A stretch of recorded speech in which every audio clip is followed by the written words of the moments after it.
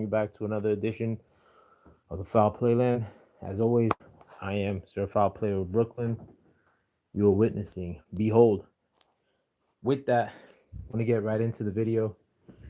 Um, and this was in reaction to a YouTube channel that's gotten really big in here recently called Nick Shirley.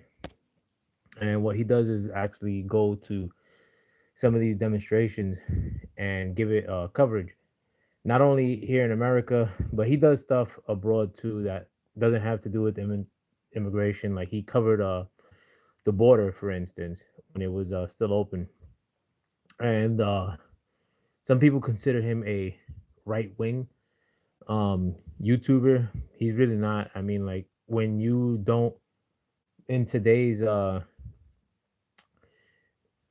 media or social media, whatever have you, if you are considered somebody who's not opposed to Trump outright, you're considered a right winger, and that's not the case. I mean, calling things down the middle, nowadays is considered to be right wing or conservative. Like myself, I'm not a right winger. I'm not a conservative. I mean, I am conservative, but not a Republican, if you will. But I'm considered like a right winger in some cases. I've heard people, uh, kind of infer things as if I'm anti certain races. Not the case. Anyhow, this channel called Nick Shirley, and if you guys please subscribe to this young man, he was covering the ICE operations in downtown New York City, um, centering around Canal Street, which is like Chinatown in New York City. And they had swept up a couple of African dudes. I think it was like 13 of them or 9 of them. And the fallout in the immediate aftermath, they were surrounded by a bunch of demonstrators. I mean, looking at it, it was a small ICE operation, like I said, or small immigration operation, because the people that they had swept up were not of this country; they were of African descent. And I believe, from the look of it, that there was some sort of tip off happening, because in the immediate aftermath, there were it looked like 1,000 people, that surrounded these government workers or government agents, and were hurling insults at them, stopping them from doing what they were ultimately trying to do. And the depth, I mean, most of what I want to cover is that, like, or the fact that the New York City operation, there's, in my, from what I believe, and I'm a New Yorker myself. I mean, I know that area intimately. I even know, or I've seen some of those cats that they had actually swept up, um, operating out and about on Canal Street. I mean, they're always in the same area, right where Broadway, on the west side of Broadway, meets with Canal Street. They're always there. It's the same group of like African cats, and I'm not saying it because they're African cats. I mean, I think ICE should be underway far more. Sweep up some Asian people, by all means, Hispanic people, and not on the basis of their nationalities, but I think more people should go rather than less. I don't discriminate with my deportations, but my concern is for a lot of those people that are working that job are, in a sense, in there's a lot of danger that could happen with that. These it look at one point in this operation, there were probably like 4 agents by themselves, surrounded by literally 1,000 people, and the agents were not in a vehicle; they were actually outdoors, walking. Again, if you guys look, it's Nick Shirley, the content creator that released the video yesterday, and I know the layout of where he was covering because I'm a New Yorker myself. I not only am I a New Yorker, but I was somebody who frequented Canal Street many times. The necklace that you see on my thumbnail was actually purchased a few feet from that area where these operations took place, right across the street. Actually, shout out to Tim Tran, DNT Jewelry. What are the jewelry stores I know there? Diamond Empire. Well, whatever. But Vladdy Diamonds, can't forget him. But moving on from that, the I think that there's bound to be a travesty that happens with these ICE operations in New York City because one, everybody knows where they're going, where it's happening at. I'm not gonna shout out the area in which it's happening, but it's really close to where the arrest of these African individuals took place. Maybe not even a mile from there, if you know, and that but the fact that so many protesters showed up, there had to been some tip off that may have happened. One, but also two, New York City has a lot of shit liberals. In addition to violent migrants that could, rally a lot of numbers in a on a moment's notice and surround any sort of operation that goes out happens like this. Shout out to you, my brother Bruce Gas, and thank you for coming through. But I think that something bad may happen in the midst of one of these operations because of the fact that how it's happening now, like the ICE operations. I think that they're not happening at the rate in which I find satisfactory. I think that far more people should be deported. With the amount of people that have been deported and self-deported, I think right now that number is about a million. I think we need to get rid of 30 million people at least. You could probably add 10 more to that number. 40 million people should go from this country. But the fact that again, since it's Trump doing the deportations and a lot of people will disagree with Trump on the basis that he's Trump, you know, when you also factor that Obama was one of the biggest deportators as far as presidents go, and no coverage was given to that while Obama was doing it. I think Obama deported over 4 million people during his time as the president. The boxing scholar. Let me. I want to make you a moderator too. Of course, I'm not on the Trump train. Again, I didn't vote for Trump, but I definitely wasn't on his opposition side, and I do appreciate what he stands for. But I think that some level of travesty will go down with these ICE operations. You got a lot of violent people in New York. I mean, like in the last like 10 years or so. Um, and I don't want to. I put the post George Floyd era as kind of a marker, but since that time, like where they stopped really enforcing crime in the big cities across America, namely New York, a lot of people that do bad are like now emboldened. I mean, and this is coming from somebody that used to operate in a seedy area of New York City, if you will, and at times not too far from where these deportations happen, not too far from where they scooped up these African cats. I could tell you that you had to be really wise about doing dirt in the past, and if you would get caught up in New York City, when I was younger, you could lose 5 years, 10 years. I mean, for regular stuff. I mean, I know tons of people that stab somebody and they've gone away. They went away for 10 years, 15 years. Where now you have a really emboldened type of criminal element in New York, in addition to a lot of people that are just on the border of being not sane, if you will, that just do dumb shit for the sake of doing dumb shit. Like breaking bottles or just acting extra. Like stuff that will get you knocked out in the past. I mean, like I think people like just tend not to deal with it because of the repercussions that could happen. So you got a lot of emboldened people that are not really built like that just lash out for the sake of lashing out in New York. Just do dumb shit, honestly.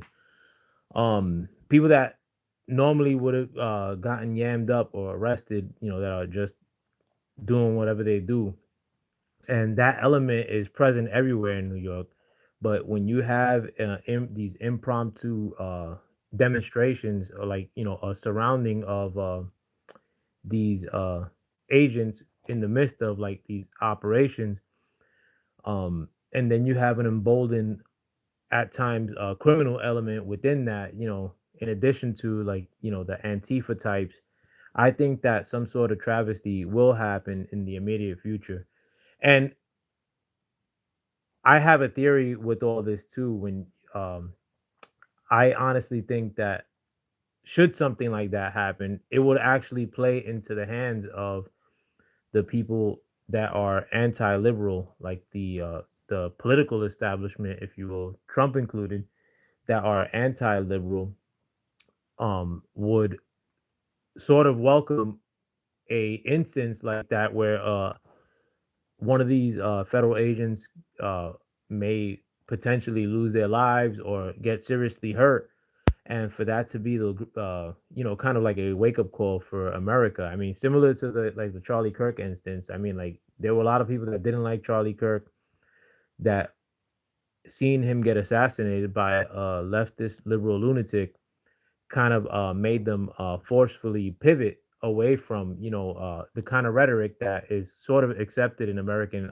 politics today, where anything that may be associated with Trump is looked at as some sort of cardinal sin, or just uh, a reason to be tribalized, um, just to, object outright.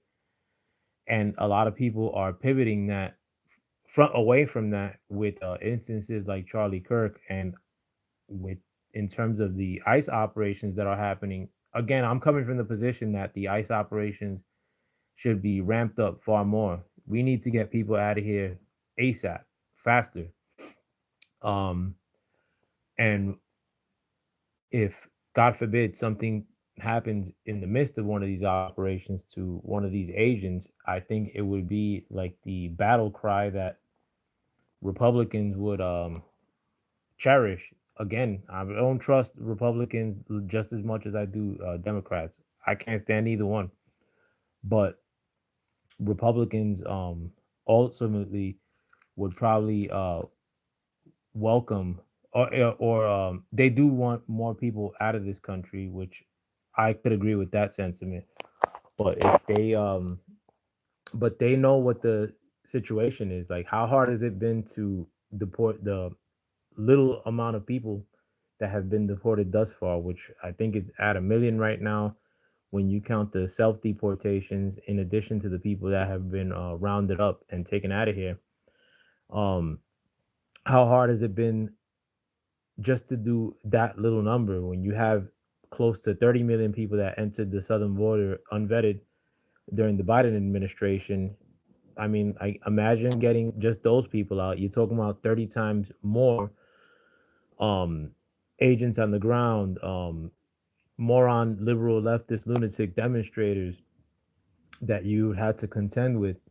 And seeing that Nick Shirley video yesterday, and the fact that these people, these ICE agents, were surrounded, and they were, a twat hair from something really bad happening. Um, I think potentially, and I know how New York is. I know the area in which that happened. I know how New Yorkers are too.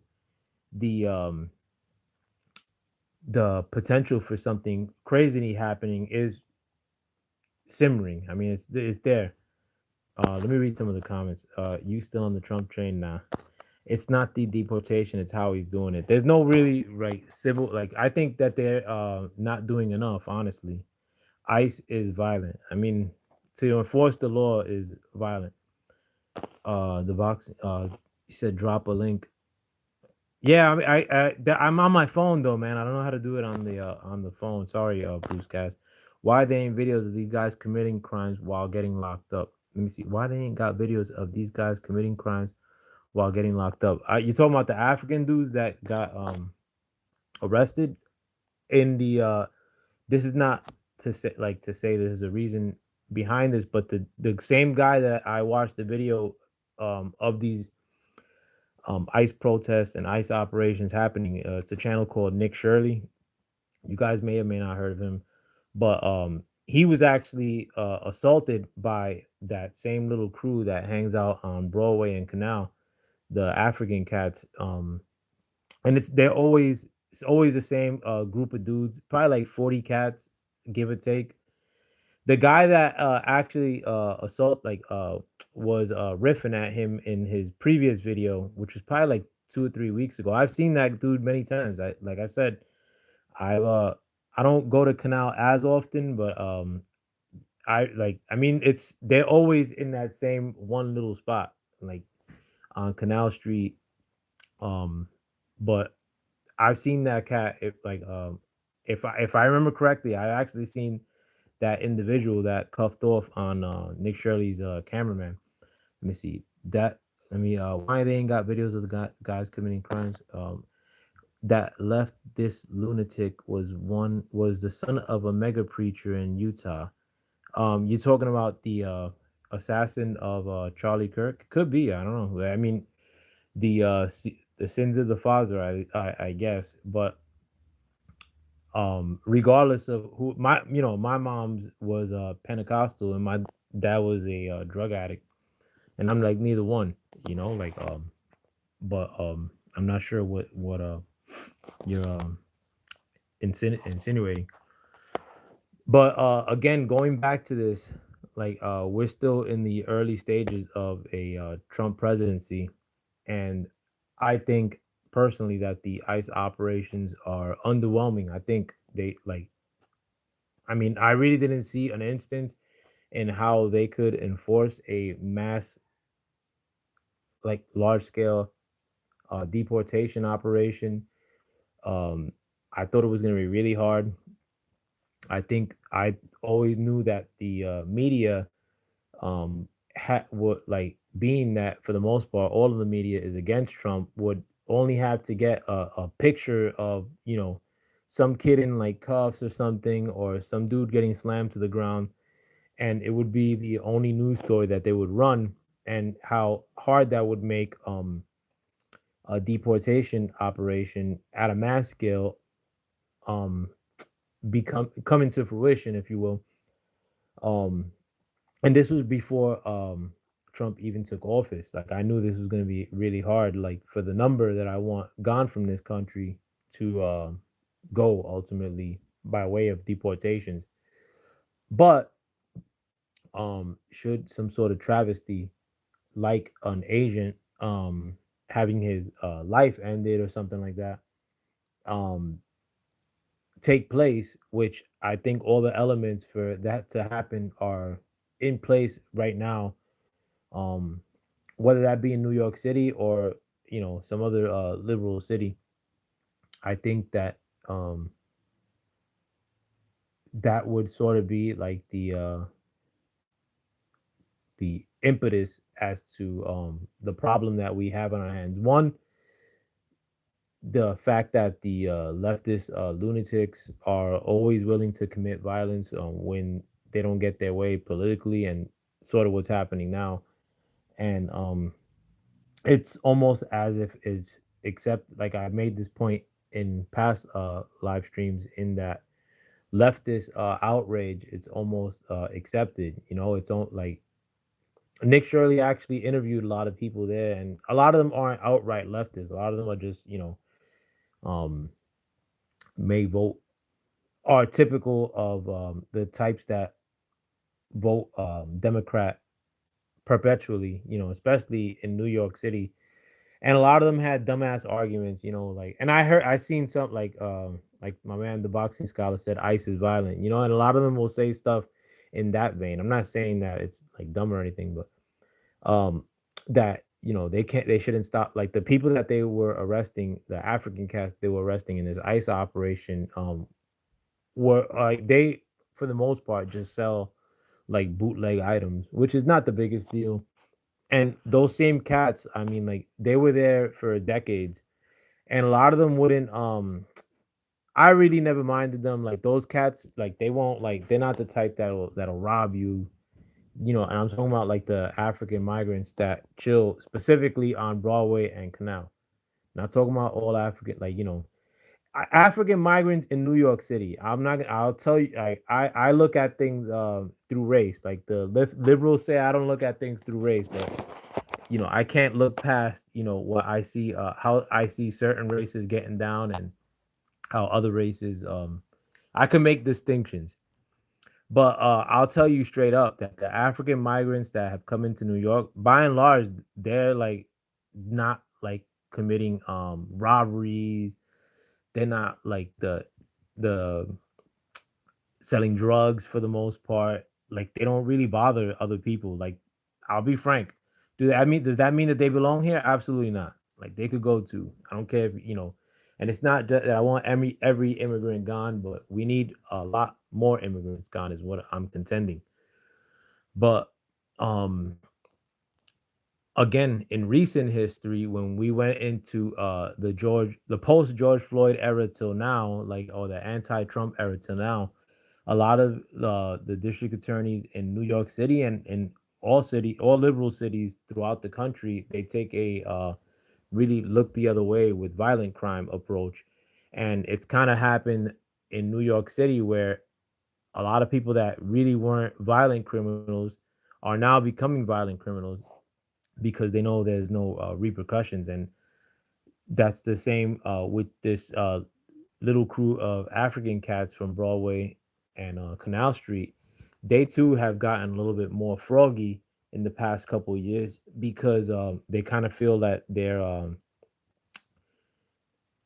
kind of believing the press clippings, if you will, or the sentiment that's going around the country that um, people that are disenfranchised should be propped up and should be allowed to do certain crime, or and um that's actually emboldened a group of immigrants that were not violent to become violent. And you actually see that in the first Nick Shirley video where he is recording on Canal Street that these dudes were selling counterfeit wares, and the African cats that he's recording, like get all up in his face and say that they don't want to be recorded. And one of them actually tries to take the camera. One of the other cats punched his cameraman, and um if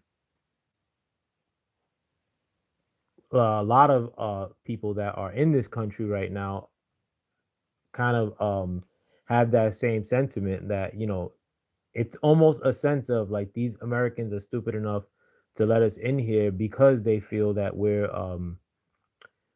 disenfranchised, and because we're disenfranchised we're owed something. And that you get that same sentiment from Latin American immigrants that are here as well, like the Venezuelan cats that are entering in New York by the tons. I mean, like they're far more violent than these African cats, and again, they should go too. We should get them out, um, primarily, if you will. If you want to, the violent cats got to go first, or the people that the chomos, the rapists, those people got to go first. But these cats had the misfortune of roughing up Nick Shirley on video. I mean, so they got scooped up. Are there worse criminals out there? I mean, you betcha. But do I think that any anyone who's in this country illegally committing crime should be processed and sent to Rikers Island, and for taxpayers to waste money while they're being processed and figured out whether they should stay or go? No, they should go. I mean, if you're committing crime in New York City or in America at large, and you came in here illegally, I mean, this is not a case of, oh well, we should find out if he that crime. No, if you get scooped up, like and you already committed the crime of being here illegally, I really have no problem with you getting deported in the process of that. Like it shouldn't be a drain on the American taxpayer, um to go through this long process through deportation courts, especially in sanctuary cities like New York and Los Angeles, and then to be released. Or no, I think that this what's happened to the immigration system in America, it's been corrupted through and through. The fact that we're in unprecedented times with the amount of immigrants that have entered into America and New York City, and done under the Biden administration, these call for really drastic measures, and a few eggs will be broken to make this omelet ultimately. But I could care less. I mean, like, I go into New York City and I don't see one good looking woman out, because they know what it is. They know that a lot of the people that have entered New York City in the past like 5 years don't respect women, don't respect the laws that we have in place. So they'll grab a woman up with the quickness. They'll rob old women because they look at us like we're dumb, like we've let them enter into the country and we look past crimes um, because they're supposed asylum seekers. And the policy of New York and other cities are that asylum seekers are can't be processed into immigration courts. So we've entered into an era during the last 4 years where the district attorneys in liberal cities look past crimes with a lot of these new arriving immigrants, so-called asylum seekers, that were given asylum seeker status by the stroke of a pen under the Biden administration. If you get caught up doing anything out of place and they find out in the process that you're an illegal immigrant, I don't have any problem with that person being deported. You know, and you have so many instances of how this system, in the fact that we allowed so many immigrants into the country, how it's biting us in the ass. I mean, just yesterday, you had a 22-year-old Indian truck driver who was in the country illegally, who had a deportation order, I believe, was drunk driving a semi truck, probably didn't have a CDL license neither, and he plowed into several vehicles, and three people were killed in California. And it was actually an African American man that was killed, who was a football coach, 54 years old. You know, and a lot of people at times in the midst of these debates will start race tripping when it's like something that may look bad for white people, but when a African American brother gets killed on behalf of somebody who shouldn't be in this country in the first place, the race trippers will look the other way, like they're blind to the obvious. And these people that are entering into the country, and I'm a so-called minority myself, but these people that are entering into the country don't want to. There's not going to be any black brown coalition with these people that are entering. Even these African cats that are entering into the country, um, they're not like all chummied up with the black brothers that are in this country, that are of here, that are born here. They look at it as opposing sides, and that goes the same in the other way too. So there's really nothing that these people contribute to America, whether that be picking crops, like some people make that sucker argument for, like, we'll find a way to pick crops. These people got to go. Cheap labor. I mean, you go into New York City and you'll find that New York City looks like Paris, where there's just a bunch of immigrants that are just standing around, with their hands in their pockets, just looking for like an opportunity to do bad, or they're just don't have anything to do, and eventually they end up doing bad just on the fact that there's nothing for them to do here. But um again, I think that these ICE operations should be carried out far more vigorously than has happened. Um, I think that something in the midst of these ICE operations is going to happen where it's going to be used as some sort of campaign to rivet things up, i.e., the ending of an ICE agent, God forbid. And these are the craziest times in history that we're living in right now, and that's not because Trump is the president. Like, for anybody who's wants to come with that, contend that notion, Trump wasn't the president for the last 4 years. And um times were probably just as crazy, if not crazier, under the Biden administration. Actually, I'll say they were far more crazy under the Biden administration. I think we're just living in a time where things are just going to get riveted up as far as how nuts things are nowadays. I mean, we're in the midst of a government shutdown. One of the It's probably going to be longest in history. The fact that things are so tribalized, like people find the reason as to why they should be fighting each other rather than why they want to get along with each other, and that's with everything. People far more frequently go into avoidance rather than chumming it up with people in person to person. Far more people are getting sequestered to their houses because they can't afford going out or they just don't want to go out. And that, in my eyes, has caused people to become way more opinionated, way more tribalized. And tribalized people, I mean, become violent, in their extremes, regardless. Although there's far more tribalized lunatic leftoids than there are right wingers, and anybody that's not even up for debate at this point.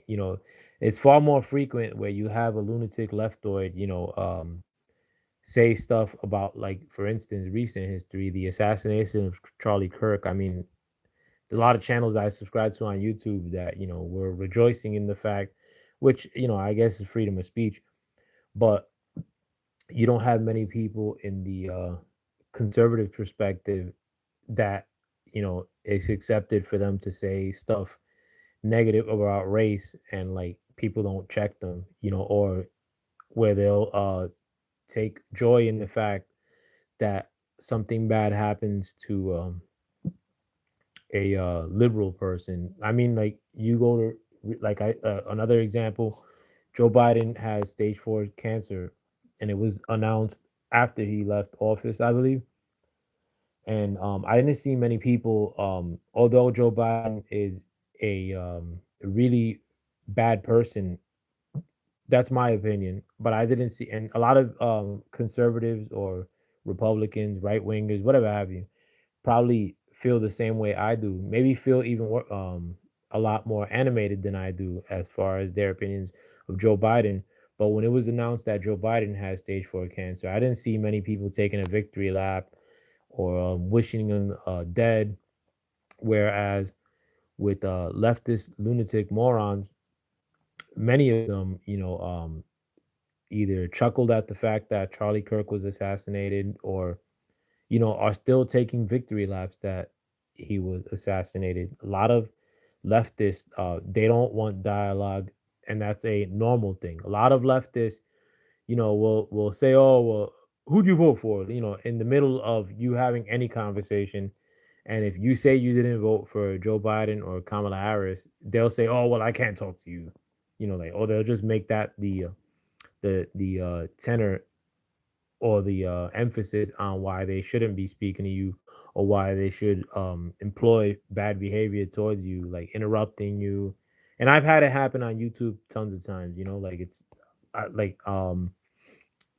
it's hard to navigate through. Believe me, like, a lot of but it's almost like the standard of the people that may not like Trump, or the people that represent like liberal talking points, or the people that want to defend liberal talking points, they almost have a built-in excuse to behave bad because they think that what they're doing is virtuous, or they feel that at times they frame things as if anything representing anything conservative is considered, violent speech. Like if you don't agree with their sentiment in terms of schmushmortions, or women's health rights, or what they consider women's reproductive rights, which is basically murking embryos, they'll like say that if you have any opposition to that, you're being violent with your words.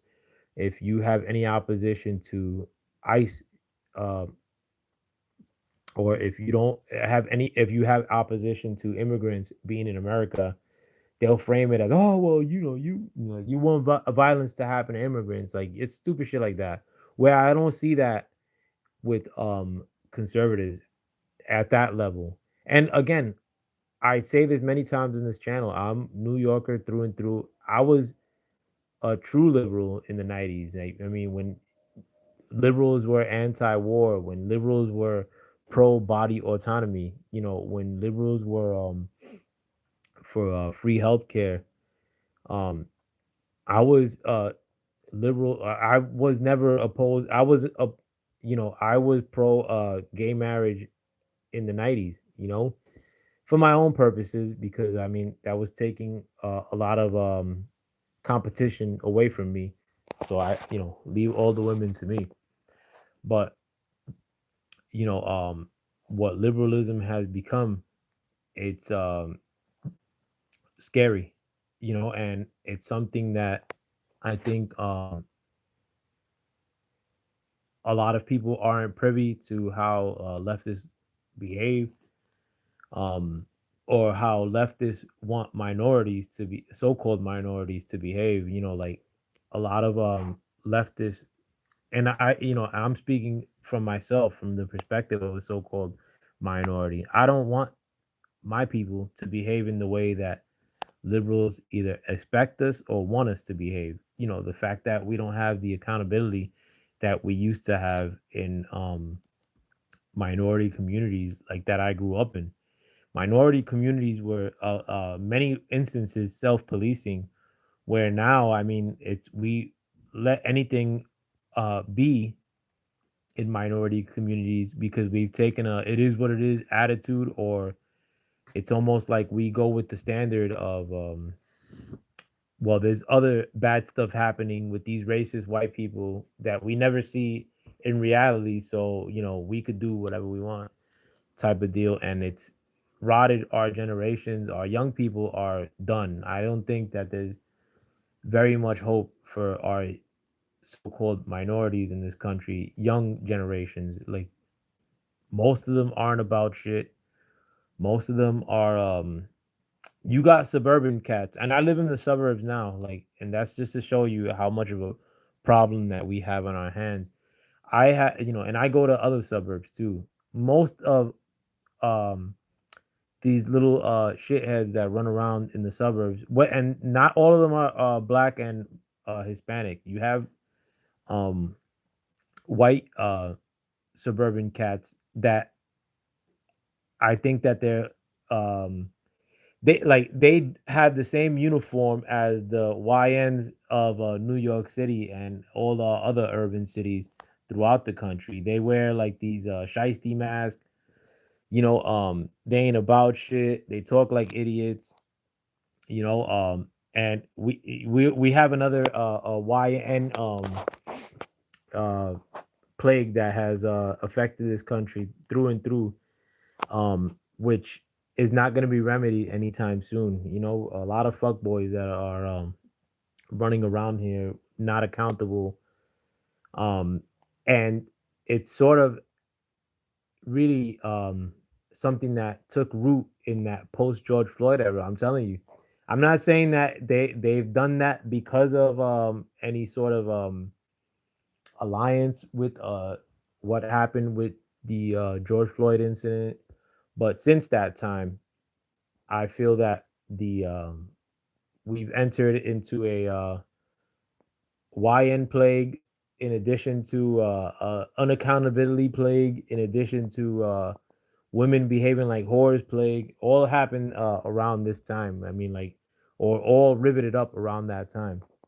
It's almost as if the world or this country looks at the fact that racism may exist, and that's the only problem that we got to rectify. I mean, the problem that you can't rectify, because anybody could be a racist, like, and you'll never know it. A lot of shit liberals are racist to the core. I mean, anybody who thinks that they should be dictating how minorities behave, and that's something that liberals do, is a racist. But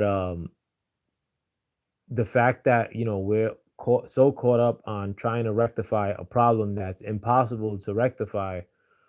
Meanwhile, we've kind of like stopped enforcing standards that we used to enforce, like for our daughters not to be whores, for our sons to be upright and respectable. It's really corrupted this country and the world throughout. But I mean, that's me going on a tangent. Um, I'm gonna go at this point. I'm gonna cut the stream off. But shout out to anybody who's come through. The Boxing Scholar. I think he has a fantastic channel. You guys could subscribe to him.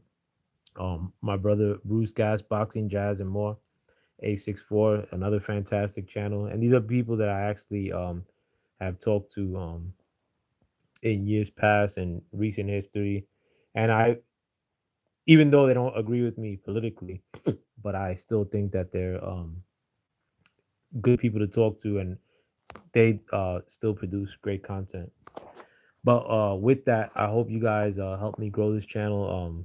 For anybody that's listening, the YouTube algorithm is not looking at this kind of content favorably.